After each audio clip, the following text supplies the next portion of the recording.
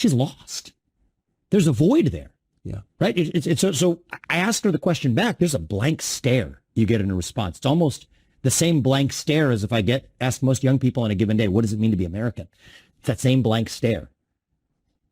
That's the void. It's like a deer in the headlights. And I think that this is our moment, our duty, our job as leaders. It's the job of the next U.S. president. It might be the most important one of all.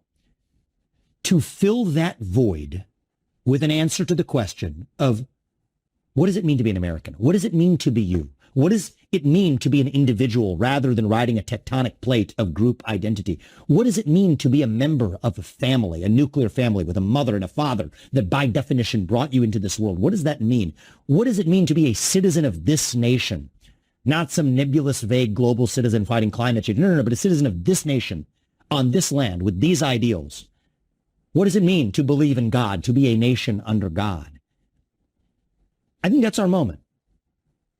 And I believe that if we fill that void with an actual affirmative vision, we will dilute these other poisons to irrelevance. They are symptoms. They're symptoms of a deeper cancer. That cancer itself is a void, a black hole. Fill that void with an actual affirmative vision of who we really are. That's got to be how we win. And the thing that frustrates me most, actually, about the Republican Party, Tucker, isn't even the neoconism in our foreign policy, and I mean, it frustrates me deeply, but this feels solvable through an alternative set of policies, right? I can go do deals on a global stage, and let's hope I'll be successful if I'm in that seat. I think I will.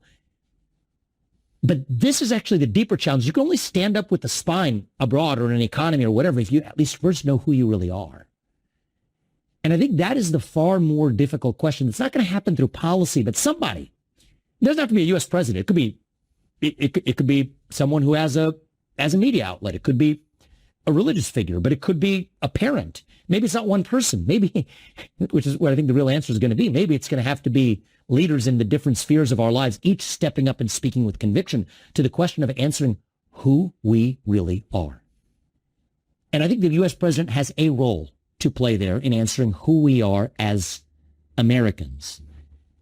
And the thing that really frustrates me back about the Republican Party is, I wrote Woke Inc. a couple of years ago. You were kind enough to help me launch that book with you, and we had a great conversation, and a lot of people read it.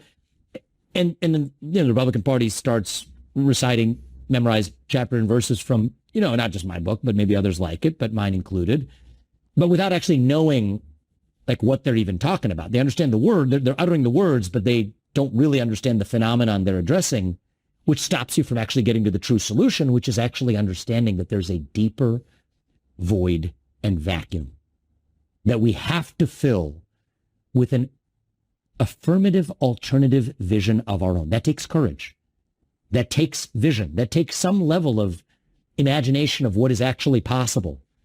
You don't have to imagine it too much. It's been true for most of our history, so you can maybe just draw from that. That's how I do it. I don't want to reinvent the wheel. Let's maybe just borrow from the people who set this thing into motion. They had a pretty good idea of what they were doing. But that's what this moment calls for. And either we rise to that occasion and we take that 1776 spring spirit and we channel it into a revival of that once more, or else we will be the Israelites lost in the desert asking to go back and be ruled by the Pharaoh. And that's exactly what this nation is otherwise on a march to actually towards being ruled by, quietly becoming a people of sheep so our government can be a government of wolves. That's a perfect analogy. Vivek Ramaswamy, thank you very much. Good luck at the debate.